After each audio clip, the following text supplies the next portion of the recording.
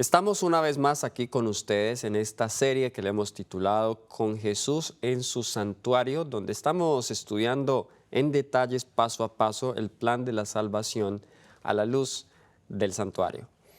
El día de hoy vamos a avanzar con el segundo apartamento o la segunda sección del santuario, que es el atrio. Pero antes de hacerlo, vamos a comenzar con una palabra de oración. Oremos.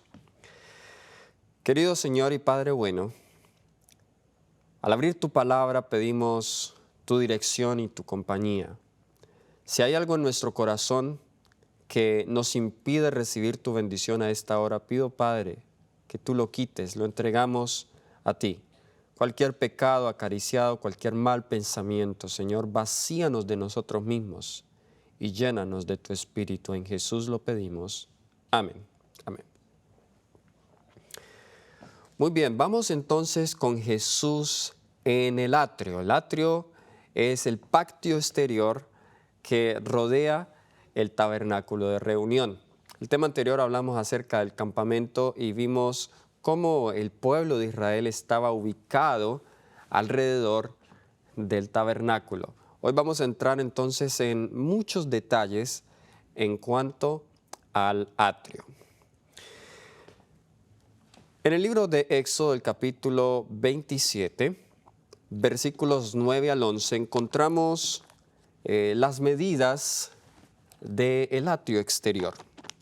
Vayan entonces allí conmigo en sus Biblias y vamos a comenzar con el libro de Éxodo, el capítulo 27, versículos del 9 al 11. Éxodo 27, versículos del 9 al 11. Dice: asimismo, harás el atrio del tabernáculo. Al lado meridional, al sur, tendrá el atrio cortinas de lino torcido de 100 codos de longitud para un lado. Sus 20 columnas y sus 20 basas serán de bronce, los capiteles de las columnas y sus molduras de plata. De la misma manera, al lado del norte habrá a lo largo cortinas de 100 codos de longitud y sus 20 columnas con sus 20 basas de bronce, los capiteles de sus columnas y sus molduras de plata. Entonces, tanto el norte como el sur, que eran los lados más largos, el tabernáculo, el santuario es como un rectángulo, ¿sí? Así que al norte y al sur habían 20 columnas con 20 basas de bronce y las cortinas, y todo eso medía 100 codos. Aproximadamente esos son 45 metros. Así que al lado y lado, el santuario tenía 45 metros aproximadamente de largo. Ahora, de ancho, el santuario tenía aproximadamente 23 metros o 50 codos. Entonces, leemos acerca de eso en el mismo libro, el capítulo 27 de Éxodo. Esta vez vamos a leer el versículo 12. Éxodo 27, 12 dice: el ancho del atrio del lado occidental tendrá cortinas de 50 codos, sus columnas 10 con sus 10 basas. Entonces, al occidente, 10 columnas, sus 10 basas de bronce y las cortinas de 50 codos, aproximadamente 23 metros. Entonces, 100 codos de largo con 50 codos del ancho. Ahora, el oriente, que es donde quedaba la puerta, pues había un pequeño cambio. Esta vez ya no eran las 10 columnas, sino que tenía 3 columnas a un lado, 3 columnas al otro lado, y cada lado medía 15 codos. La puerta misma estaba hecha de 4 columnas. Eso daba el total de 10. Y eso lo encontramos en Éxodo 27, del 13 al 15. Ahora, ¿por qué este detalle es importante? Porque vamos a mirar ahora que cuando nosotros dividimos el tabernáculo a la mitad, porque es un rectángulo perfecto, entonces cuando lo dividimos a la mitad vamos a tener 2 cuadrados perfectos. Quiero leer una cita del libro With Jesus in His Sanctuary, del doctor Leslie Harding, en la página 11. lo siguiente. Dios diseñó que el tabernáculo se erigiera dentro de este recinto.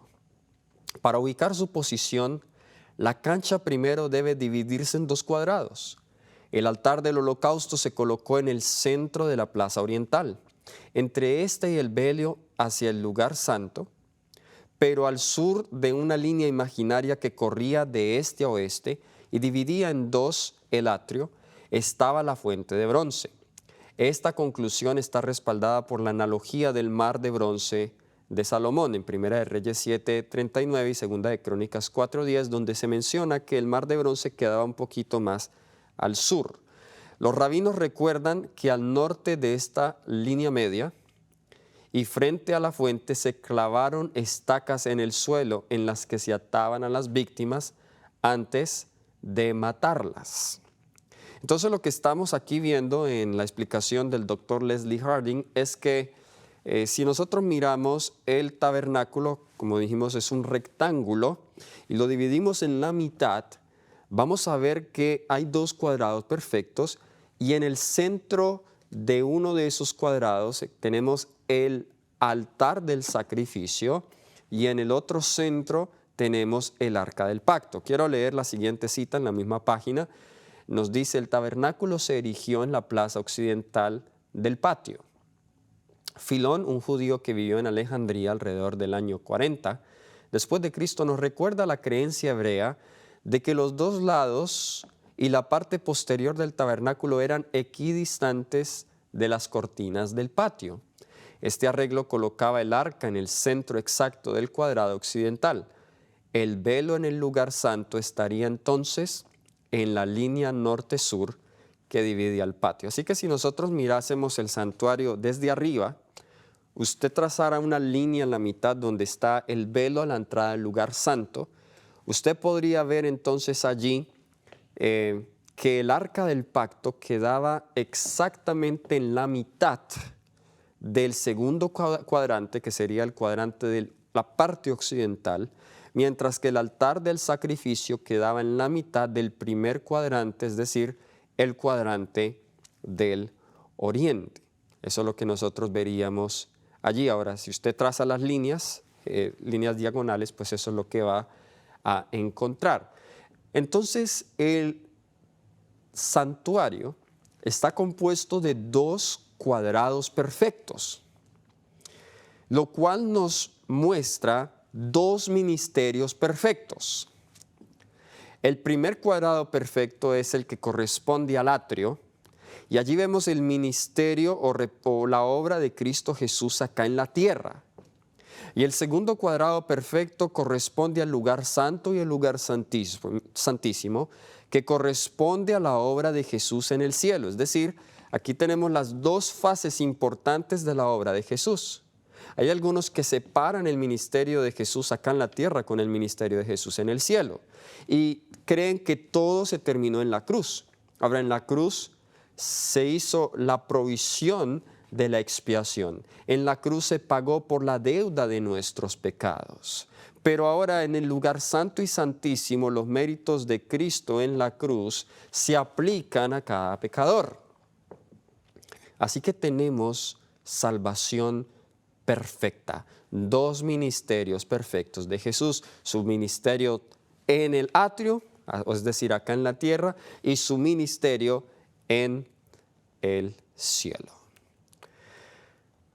Ahora hablemos un poco de los materiales de cada uno de los columnas. El material que predomina en el atrio, las columnas y también los muebles que hay en el atrio, es el bronce. ¿Ok? Vemos que, por ejemplo, las bases de las columnas eran de bronce.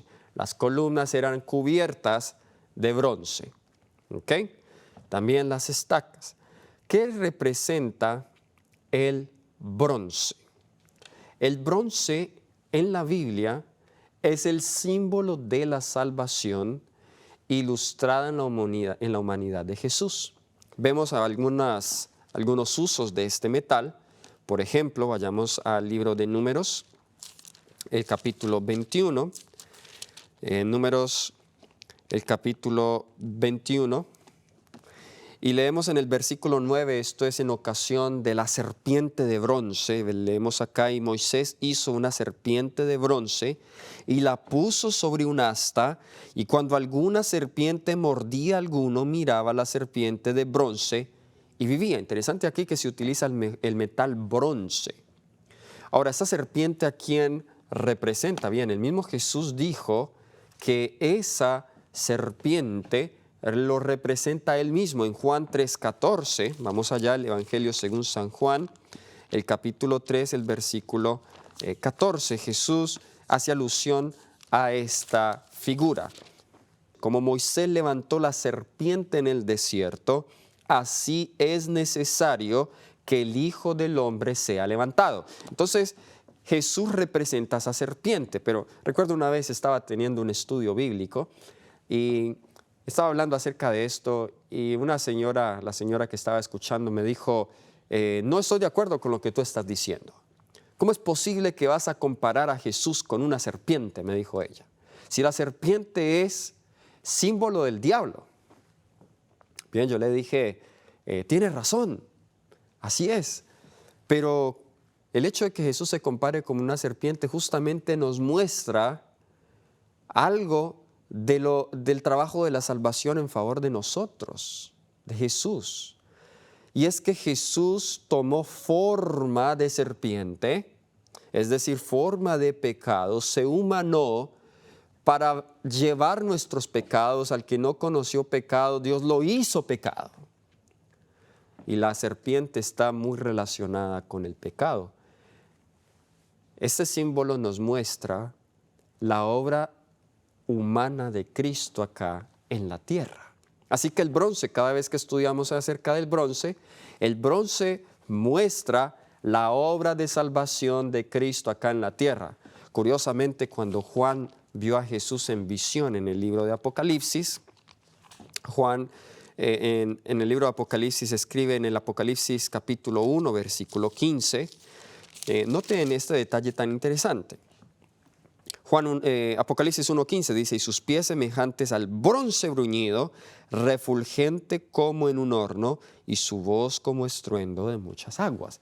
Interesante que él vio a Jesús y dice que sus pies eran semejantes al bronce bruñido, es decir, donde él pisó, la parte de los pies que es con lo que él pisa, es de bronce, representando a su obra, su caminar acá en la tierra en favor de los hombres. Ahora, estas columnas tenían unos capiteles de plata, y la plata es símbolo de obediencia y de refinamiento.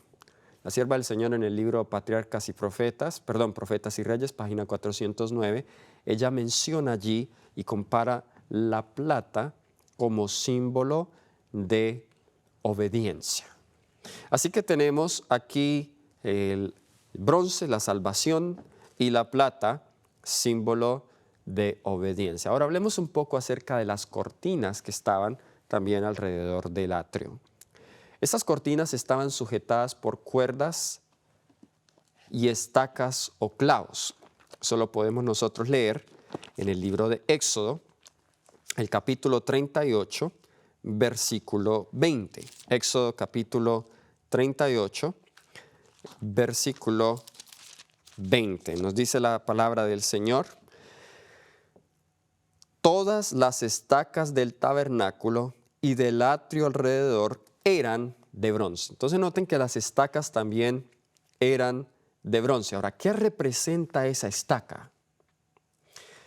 Es interesante que aún en estos detalles vemos alusiones a Cristo Jesús. Allí en el libro de Zacarías, noten a qué representa la estaca. El libro de Zacarías, el capítulo 10, el versículo 4, leemos lo siguiente: de él saldrá la piedra angular, de él la clavija. En otras versiones dice el clavo, que de hecho una estaca es un clavo. De él la clavija, de él el arco de guerra, de él también todo apremiador. Esto es una profecía mesiánica refiriéndose a Jesús como el clavo. Ahora, ¿cuál es la función del clavo? El clavo sujeta, ¿okay? El clavo afirma. Jesús es ese clavo quien fue clavado en esta tierra por nosotros. En Isaías 22, 23 también vemos referencia a ese clavo. Isaías capítulo 22, versículo 23. Noten lo que nos dice acá el profeta Isaías. Dice, y lo hincaré como clavo en lugar firme y será por asiento de honra a la casa de su padre. Lo que era clavado era fijo. Y aquí dice que lo hincaré como clavo en lugar firme y por asiento de honra a la casa de su padre. Cuando Jesús fue clavado acá en esta tierra, no hubo nadie que lo movió a él del camino de la cruz. El diablo trató de desviarlo, no pudo. Usó a su discípulo Pedro cuando Pedro le dijo, maestro, que no te ocurra tal cosa. Pero nadie pudo desviar a Jesús de su objetivo, de su propósito de salvar al hombre. Ahora, ¿qué representan esas cuerdas donde estaban sujetadas las cortinas? Esto es un símbolo muy hermoso lo que nosotros vemos aquí.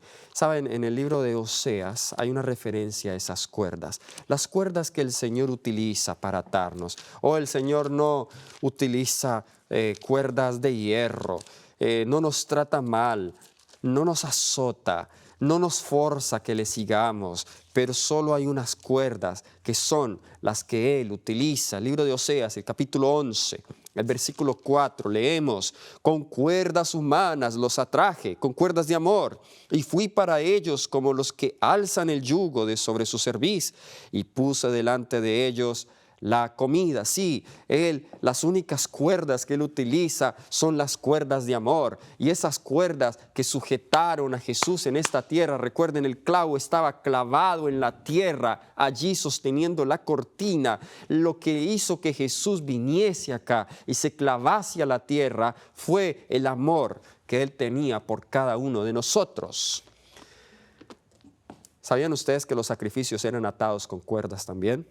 En el libro de Salmo, capítulo 118, versículo 27, Salmo 118, versículo 27, nos dice, Jehová es Dios y nos ha dado luz, atad víctimas con cuerdas a los cuernos del altar.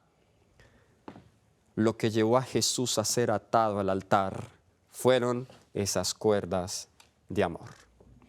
Ahora miremos un poco acerca de los velos del santuario. Vimos entonces que estas cortinas estaban sujetadas por estas columnas de bronce, con clavos de bronce, cuerdas y capiteles de plata.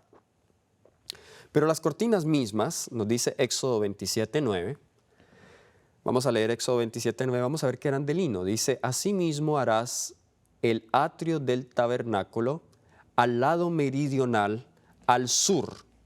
Tendrá el atrio cortinas de lino torcido de 100 codos de longitud para un lado. Ahora, esa palabra lino torcido significa tejido, ¿ok? Las hebras una encima de otra, pues eso se le llamaba lino torcido. Ahora, la palabra cortinas, y esto es un comentario del doctor Leslie Harding, página 10 en su libro With Jesus in His Sanctuary.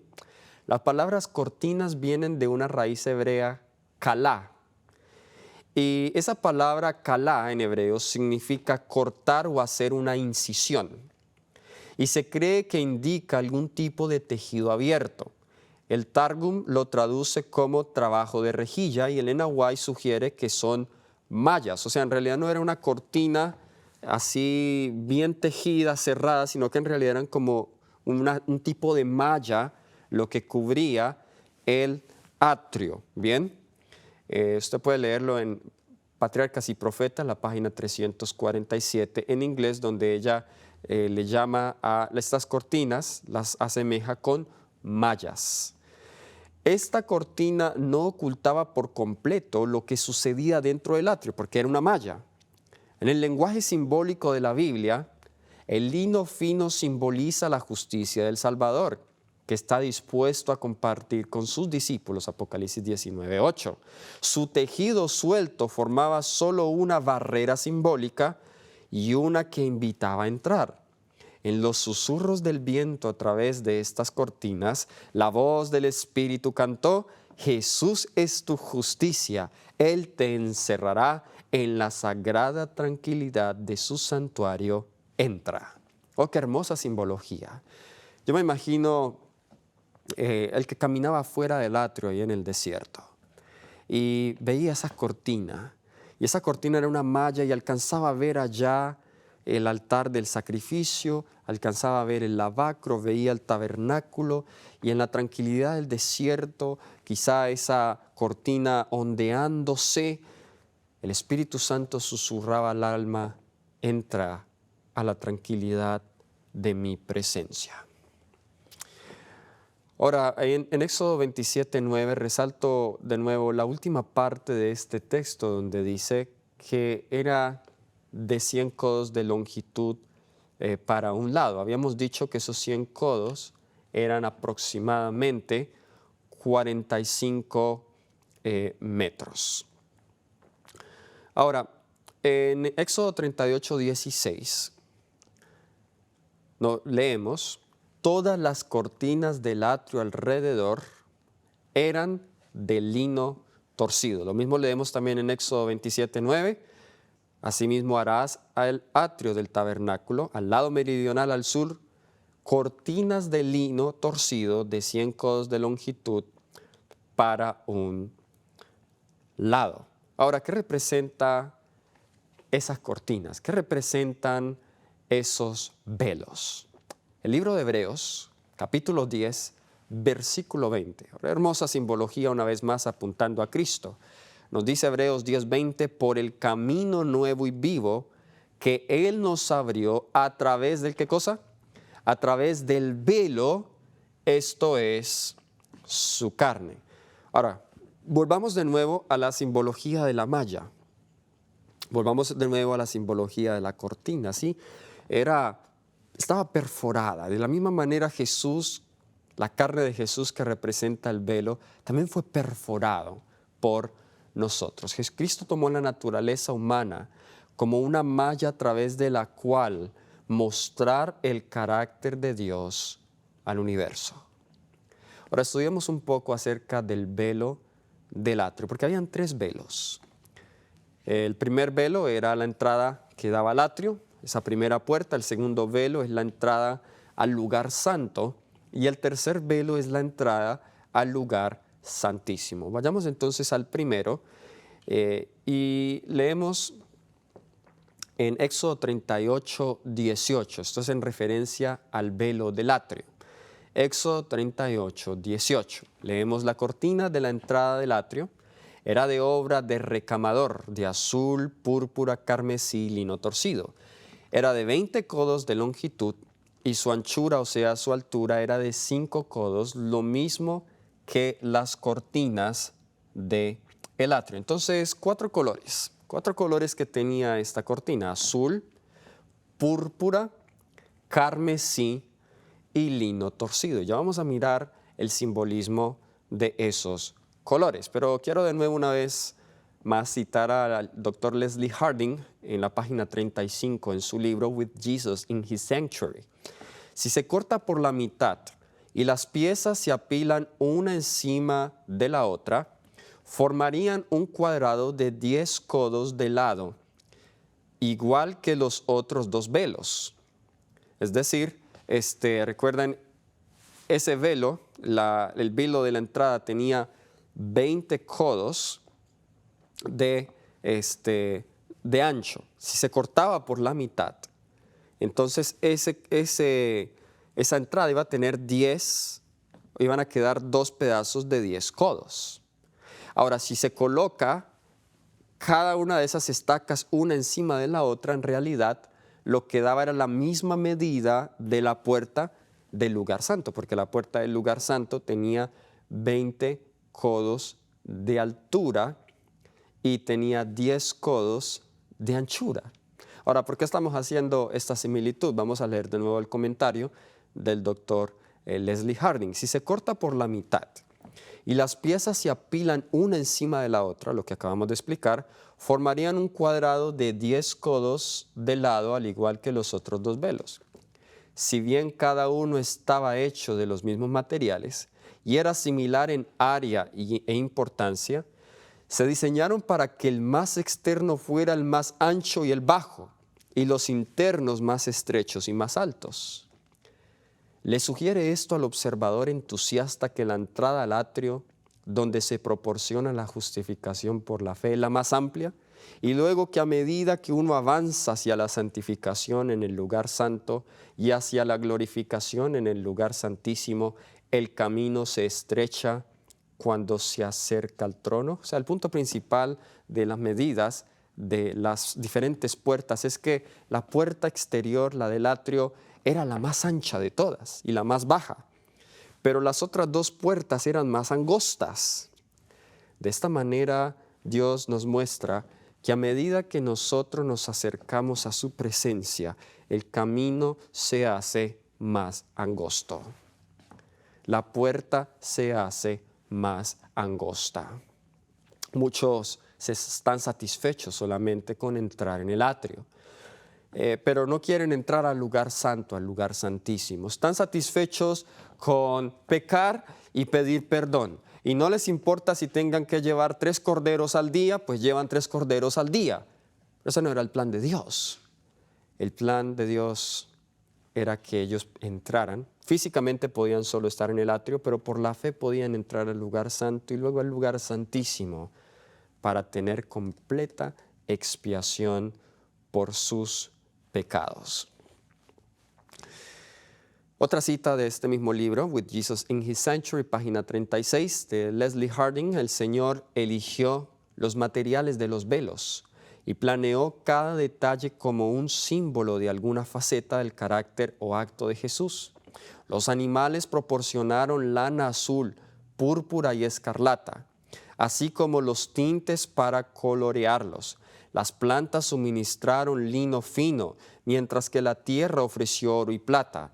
Combinando todas las cualidades, formaron los hermosos tapices del tabernáculo. Estas sustancias susurran que la naturaleza humana del Hijo de Dios está formada en la tierra. Es decir, todos los elementos con los que se hacían estos velos venían o de los animales, venían o de la tierra, o venían de las plantas. Son elementos terrestres, así mostrando la completa humanidad de Jesús. Ahora hablemos brevemente del significado de los colores que había en el primer velo. Vemos que allí había azul, y el azul es símbolo de la ley de Dios. Los israelitas debían colocar una franja azul, los sacerdotes, allí en el borde de su vestido, para que cada vez que ellos miraran esa franja se acordaran de la ley de Dios. Eso lo encontramos en Números 15:38. Las tablas de zafiro en las cuales estaban escritas la ley de Dios, pues el zafiro es un color azulado. De nuevo el color azul representando la ley de Dios. Estaba el otro color que es púrpura. Ahora el púrpura es una mezcla de obediencia, que es azul, a la ley de Dios, y sacrificio, que es rojo. Si usted combina ambos colores, rojo y azul, usted tiene el color púrpura. Pero el color púrpura era el color de la realeza. Recuerdan en Juan 19:2 a Jesús le colocaron un manto púrpura, le dijeron en burla: salve aquí, rey de los judíos. Pero esa era la ropa que utilizaban la realeza. El carmesí es un símbolo de pecado o sacrificio. En Isaías 1:18 compara el rojo con el pecado. En Mateo 27:28 vemos Jesús derramando su sangre por nosotros, el color rojo. Y el lino o el color blanco es el color de la justicia y de la pureza. Entonces lo primero que ven es la ofrenda de Dios, su justicia que rodea el patio, y en la puerta se aclara el camino de los justos: la obediencia, la realeza y el sacrificio. Entonces ese es el significado de los colores. De acuerdo a la tradición judía, la combinación de estos colores era hermosísimo, y eso es porque Dios es un amante de lo bello. En el Salmo 29, versículo 2 leemos, Salmo 29, versículo 2: Dad a Jehová la gloria debida a su nombre, adorad a Jehová en la hermosura de su santidad. En la margen dice, en su santuario glorioso. Los colores del santuario nos muestran entonces que Dios es amante de lo bello. A veces tenemos nosotros conceptos erróneos en cuanto a la belleza. Sí, Dios no se preocupa tanto por la belleza exterior, pero tampoco quiere decir que el pueblo de Dios, los hijos de Dios, deben ser descuidados con su apariencia exterior. Dios le gusta lo bello, Dios le gusta el arreglo, Dios le gusta la buena combinación de los colores. Los hijos de Dios debemos caracterizarnos también por ser amante de lo bello. Dios le gustan las flores, Dios le gustan los colores. Si usted mira la naturaleza, Él ha pintado los cielos, ha pintado las flores, la vegetación, los árboles con distintos matices. Sí, porque ese es el Dios amante de lo bello que nosotros adoramos. En Patriarcas y Profetas, la página 317, leemos lo siguiente. No hay palabras que puedan describir la gloria de la escena que se veía dentro del santuario con sus paredes doradas que reflejaban la luz de los candeleros de oro. Los brillantes colores de las cortinas ricamente bordadas con sus relucientes ángeles. La mesa y el altar del incienso refulgentes de oro, y más allá del segundo velo, el arca sagrada con sus querubines místicos, y sobre ella la santa Shequina, manifestación visible de la presencia de Jehová. Pero todo esto era apenas un pálido reflejo de las glorias del templo de Dios en el cielo, que es el gran centro de la obra que se hace en favor de la redención del hombre.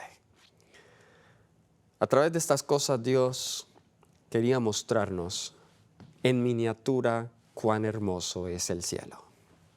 Bien, vamos ahora a hablar acerca de la puerta del atrio.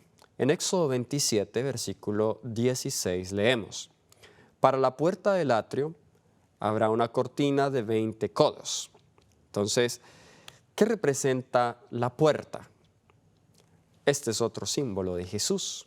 Jesús dijo en Juan 10, versículos 7 y 9, que esa puerta es Él. Vamos a leer Juan capítulo 10, versículos 7 y versículo 9. Volvió pues Jesús a decirle, está la parábola del buen pastor: de cierto os digo, yo soy la puerta de las ovejas. El versículo 9 dice, yo soy la puerta, el que por mí entrare será salvo, y entrará y saldrá y hallará pastos. Queridos hermanos y amigos, solamente hay una entrada al cielo. Solamente hay una entrada a la salvación. No trates de entrar por otra parte. La única entrada es Jesús. El que entra por otra parte, nos dice Juan capítulo 10 versículos 1 y 2, es el ladrón.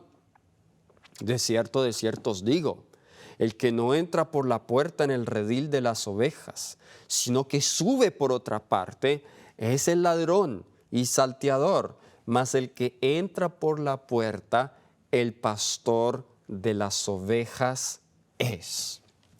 Ten cuidado también con esos salteadores, esos que se tratan de entrar por otra puerta. Ten cuidado con aquellos que entran al rebaño de Dios, pero no por la única entrada que es en Cristo Jesús, sino por cualquier otra excusa o por cualquier otro pretexto. Estos son ladrones. Estos han entrado para sacar el rebaño de Dios. En Juan capítulo 14, versículo 6, Jesús hace una alusión a él y lo describe en tres maneras. Y es muy interesante esto cuando lo estudiamos a la luz del santuario. Juan 14, 6 dice, Jesús dijo, yo soy el camino y la verdad y la vida, nadie viene al Padre sino por mí. Ahora, cuando nosotros comparamos ese texto con el santuario, vemos que esas tres descripciones corresponden a los tres apartamentos del santuario. Él es el camino, esa es la puerta, la entrada al atrio.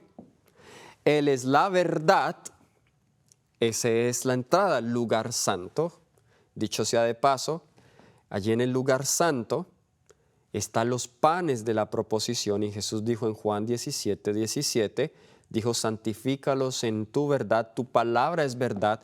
Es decir, la palabra que está allí en el lugar santo es parte de la experiencia de la santificación. Por eso decimos que el lugar santo corresponde a la experiencia de la santificación, pero Él también es la vida, la entrada al lugar santísimo, donde se concluye el recorrido y obtenemos vida eterna. Se consuma el plan de la salvación para nosotros. Ahora estamos allí a la diestra del Padre, estamos con Jesús, estamos allí en su trono.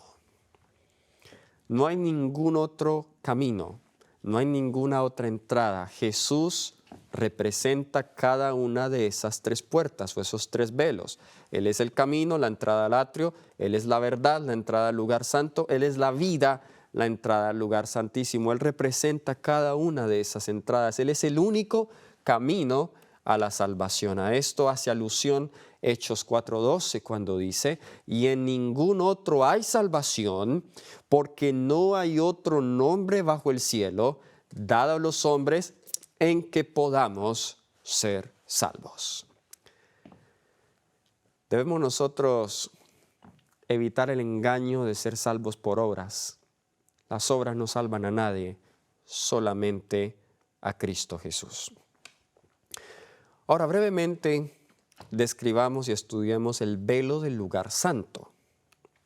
Vayamos a Éxodo capítulo 26, versículo 37. Éxodo 26, 37. Dice, harás para la cortina 5 columnas de madera de acacia. Esta es la cortina del lugar santo. 5 columnas de madera de acacia, las cuales cubrirás de oro con sus capiteles de oro y fundirás 5 basas de bronce para ellas. Ustedes notarán que cuando ya entramos al lugar santo y al santísimo, el metal que predomina esta vez ya no es el bronce. El metal que predomina es el oro, que representa la divinidad de Dios. Representa también la fe, representa el amor. Bien, y la entrada al lugar santo, había un velo y habían 5 columnas que tenían también sus 5 basas. Ahora, el número 5 es muy interesante, el uso de este número en las Sagradas Escrituras. El número 5 representa la gracia, ¿ok? Nosotros, por ejemplo, vemos en Apocalipsis 7, 4 ángeles deteniendo los 4 vientos. Están a punto de ser sueltos, pero hay un 5.º ángel que dice, no los suelten todavía, démosles más gracia al pueblo de Dios para sellarlos con el sello del Dios vivo. Nosotros vemos también el número 5 o sus múltiplos abundantemente en el santuario. Por ejemplo, el tabernáculo tendría un patio que era exactamente 50 codos de ancho. Vemos que habían 5 cortinas, 5 pilares, 5 basas. También vemos que el aceite para ungir los muebles para la congregación era hecho de 5 especias.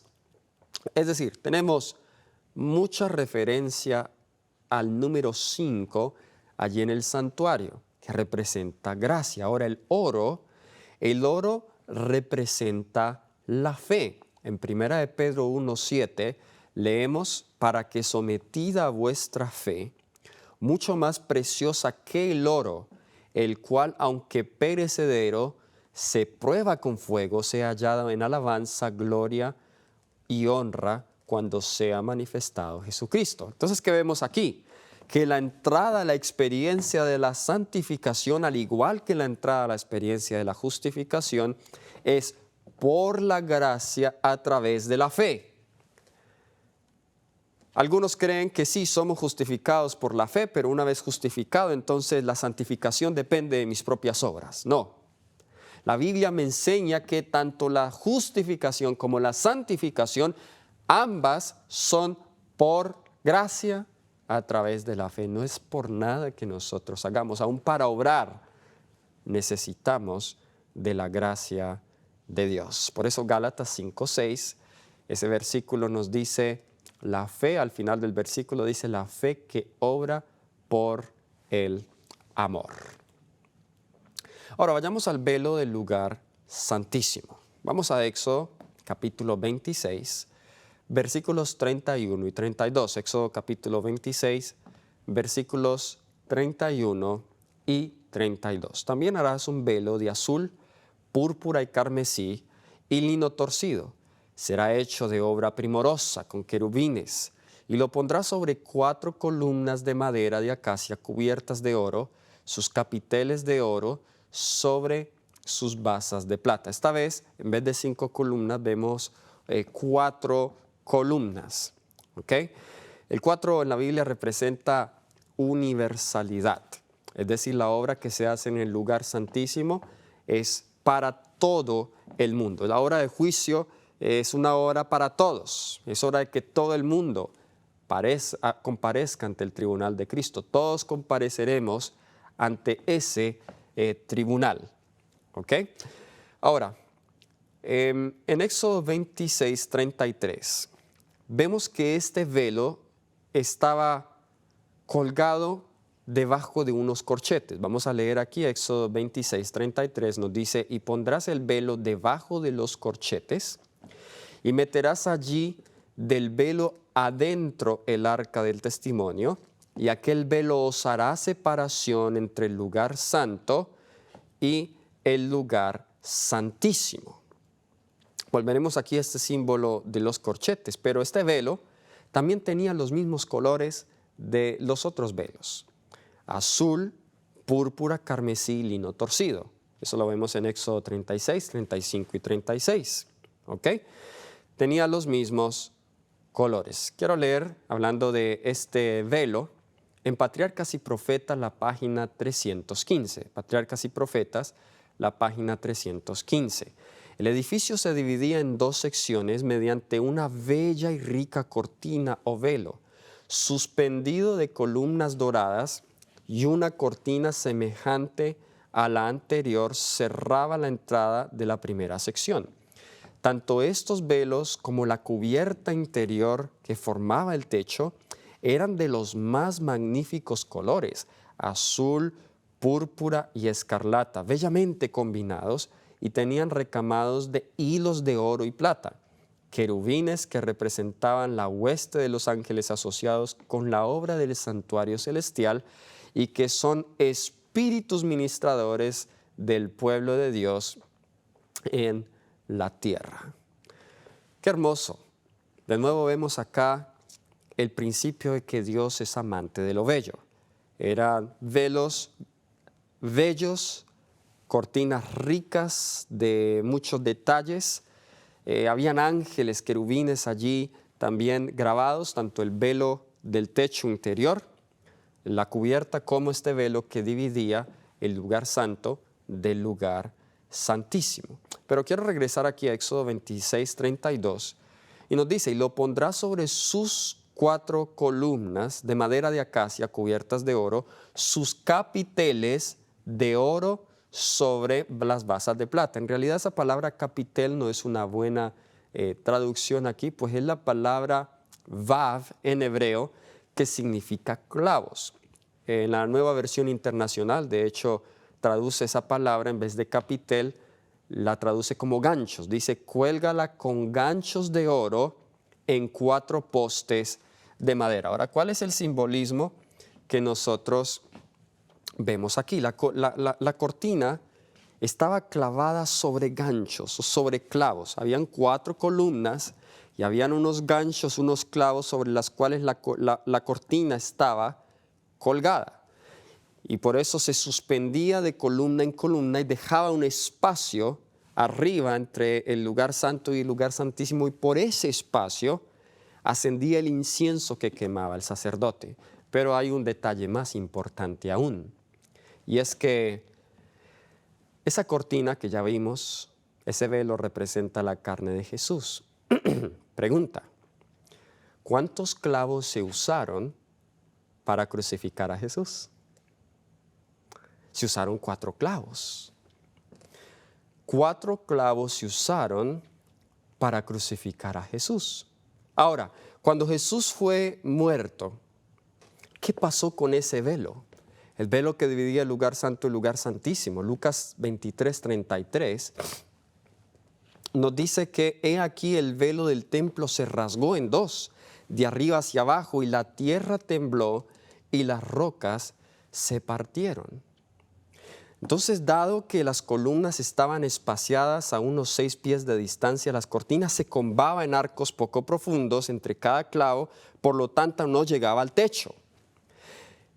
El Calvario cumplió este cuadro. Allí el verdadero velo, su carne colgaba de 4 clavos clavados en el madero maldito. Cada clavo era una apertura en el velo. La carne de Jesús fue perforada 4 veces por 4 clavos. Pero no solo eso. En Juan 19:33 al 36 vemos que Jesús, una vez muerto, Jesús fue atravesado con una lanza. Así que hay una quinta abertura, y esta quinta abertura corresponde a la lanza del soldado que traspasa el cuerpo de Jesús. El doctor Leslie Harding, comentando sobre esto, dice en la página 43, cuán cerca se encontró el tipo con el antitipo en el Gólgota. 4 clavos y la puñalada de una lanza en el antitipo, 4 clavos y un desgarro en el tipo. Ahora, este velo era tan grueso que los rabinos recuerdan que este velo era del grueso de un palmo, así grueso, un palmo más o menos es la distancia del dedo pulgar al dedo meñique.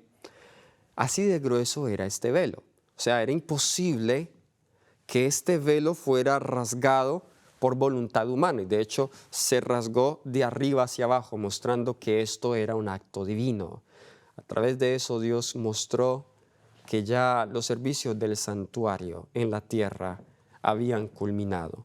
El verdadero sacrificio ya se había hecho por nosotros. El Comentario Bíblico Adventista, tomo 5, página 1084, la sierva del Señor, nos dice lo siguiente: cuando Dios rasgó el velo del templo, dijo, no puedo revelar más mi presencia en el lugar santísimo. Un camino nuevo y vivo frente al cual no cuelga ningún velo se ofrece a todos.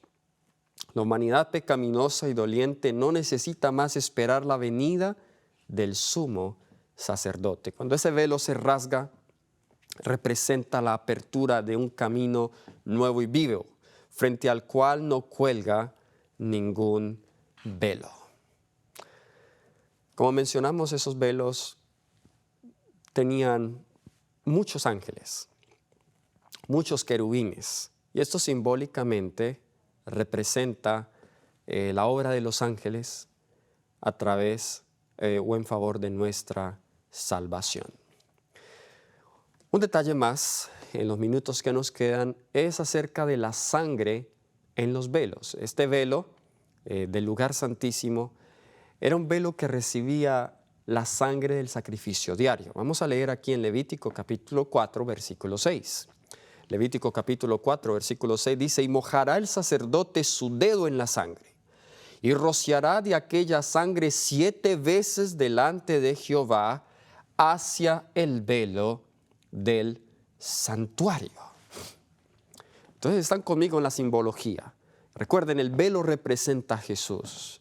Y el hecho de que esa sangre sea rociada sobre el velo representa los pecados siendo puestos encima de Jesús, Él llevando nuestros pecados.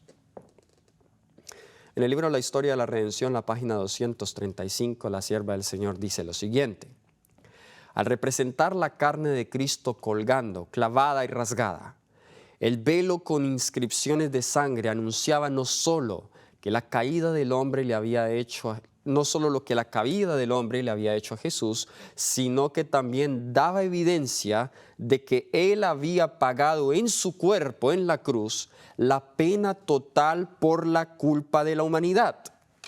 Cuando Cristo falleció, había sacerdotes que servían en el templo delante del velo que separaba el lugar santo del Santísimo. De repente sintieron que la tierra temblaba bajo sus pies y el velo del templo, una cortina fuerte y de buena calidad que se renovaba cada año, fue rasgada de alto a bajo por la misma mano exangüe que escribió las palabras condenatorias sobre los muros del palacio de Belsasar.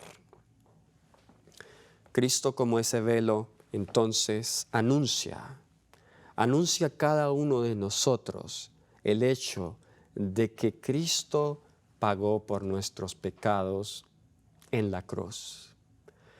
La esperanza nuestra es depositar nuestros pecados sobre Jesús.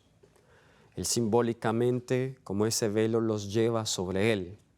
Él quiere perdonarte y limpiarte también de tus pecados. Ahora, por último, las cubiertas de ese santuario. Estamos estudiando de manera especial el santuario mosaico, que es el que nos da muchos detalles. Estas cubiertas del santuario habían 4. La primera cubierta eran cortinas de lino torcido, azul, púrpura y carmesí. Estas las que estaban más adentro. En Éxodo 26:1 leemos: harás el tabernáculo de 10 cortinas de lino torcido, azul, púrpura y carmesí, y lo harás con querubines de obra primorosa. Entonces noten, vamos a observar que la cubierta más hermosa y más valiosa estaba dentro. Pero a medida que las cubiertas van haciendo su camino de adentro hacia afuera, pues son menos costosas y son más rústicas. Y aquí hay una lección muy importante también.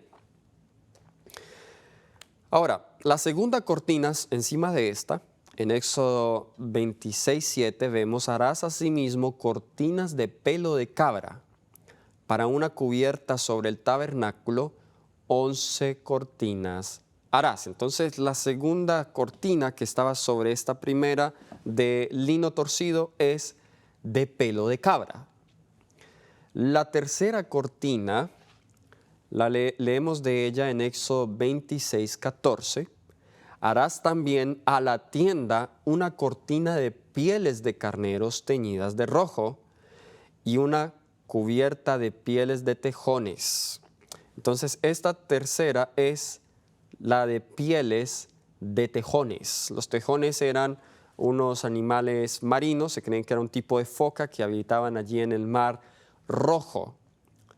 La última, esta tercera era pieles de carneros teñidas de rojo, y la última es la de pieles de tejones. Allí mismo en Éxodo 26:14 lo podemos leer.